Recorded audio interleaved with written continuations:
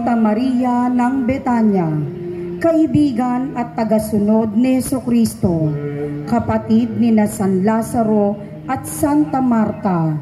Siya ang babaeng nagpahid ng pabango sa ulo ng Panginoon.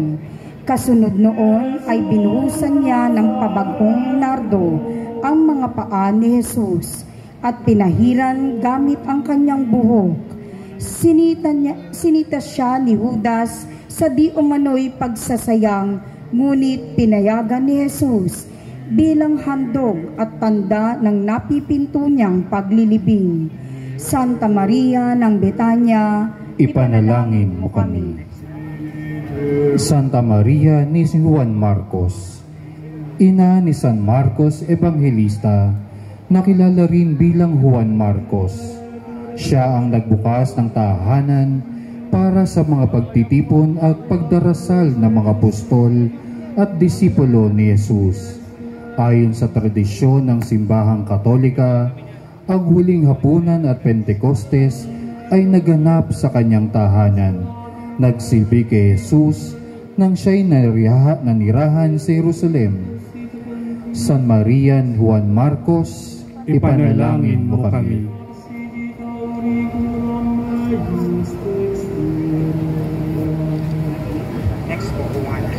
Santa Juana Nicusa, asawa ng mataas na opisyal at katiwala ni Haring Herodes.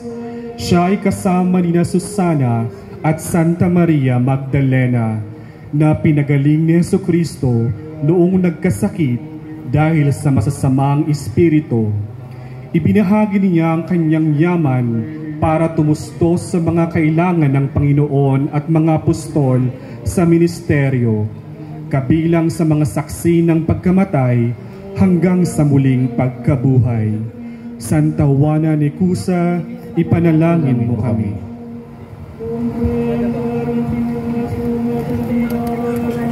Santa Veronica, ayon sa matandang tradisyon ng simbahan, si Santa Veronica ang babaeng nakatagpo sa Panginoon sa daan ng krus, na nag-alay ng birang upang ipahid sa mukha ni Jesus. Ang pangalan na Santa ay hango sa mga salitang Latin na vera at Griegong ekon, na ang kahulugan ay tunay na larawan. Sinasabi ng mga piling lathala na ang tunay niyang pangalan ay Serafia, asawa ni Sirach. Santa Veronica, ipanalangin mo kami.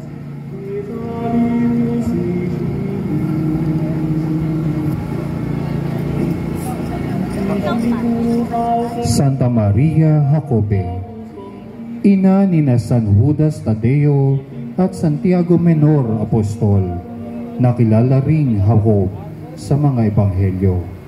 Siya ang imahe ni Santa Maria ng Judea na nagdadambana sa mga disipulo bilang ina ng mga abang apostol. Isa din siyang masugid na tagasunod ng Panginoon, kabilang sa mga saksi ng pagkamatay, paglilibing at muling pagkabuhay. Simbolo niya ang walis na pinanglinis sa libingan. San Maria Jacobe, ipanalangin mo kami.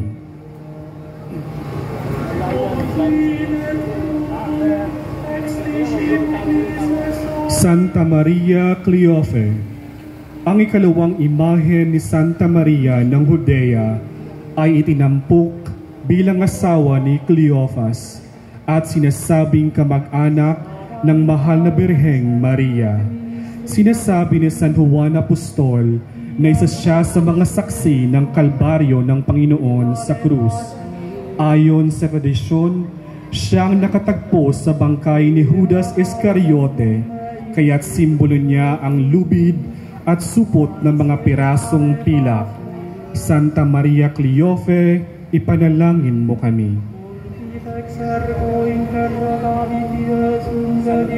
Santa Maria Salome, kilala siyang ina ni San Juan Apostol at Santiago Mayor Apostol. Ayon sa aklat ni San Mateo at San Marcos, Siya ay nagmamasid sa di kaluyuan noong pinapako at pumanaw si Jesucristo sa krus. Kasama din siya sa mga nakatagpo ng nawala sa libingan ang bangkay ng Panginoon.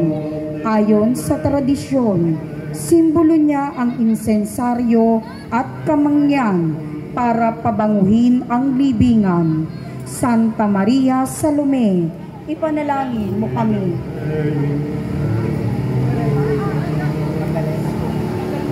Santa Maria Magdalena, ang isa sa mga kababaihang disipulo mula sa bayan ng Magdala.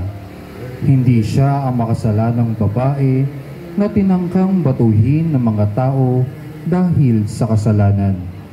Bagkus ay kasama ni Susana at Santa Juana ni Cusa na pinagaling ng Panginoon. Pinalaya sa kanyang katawan ang 7 demonyo. Ayon kay San Juan Apostol, sa kanya unang nagpakita si Jesus ng muling nabuhay. Santa Maria Magdalena, ipanalangin mo kami.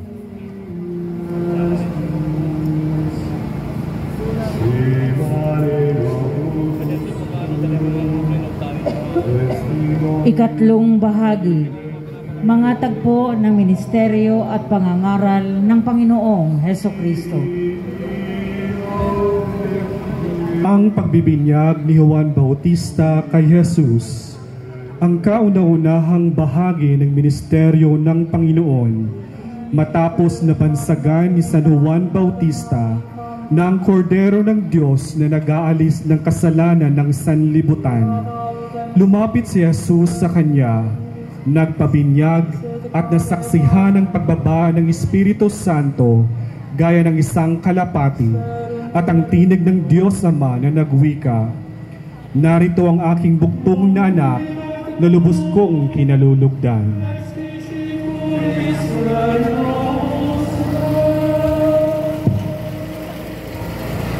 Ang panunukso kay Jesus. Ang Ebanghelyo tuwing unang linggo ng Kwaresma. Si Jesus ay tinukso ng Diablo na sinisimbolo ng ahas.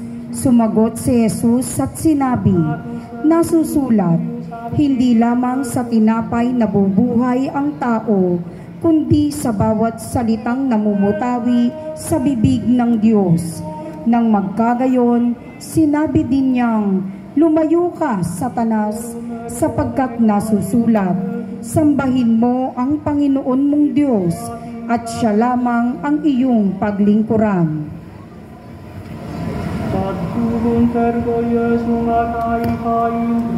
Ang sermon sa bundok. Nang makita ni Jesus ang napakaraming tao, umakyat siya sa bundok ng Galilea, at pagkaupo niya ay lumapit sa kanya ang mga alagad niya at tinuruan sila. Isa sa kanyang mga sinabi, "Mapapalad ang mga nahahapis, sapagkat sila ay aaliwin. Mapapalad kayo kapag kayo ay nilalait, inuusig at pinagsasabihan ng sari-saring kasamaan na pawang kasinungalingan dahil sa akin."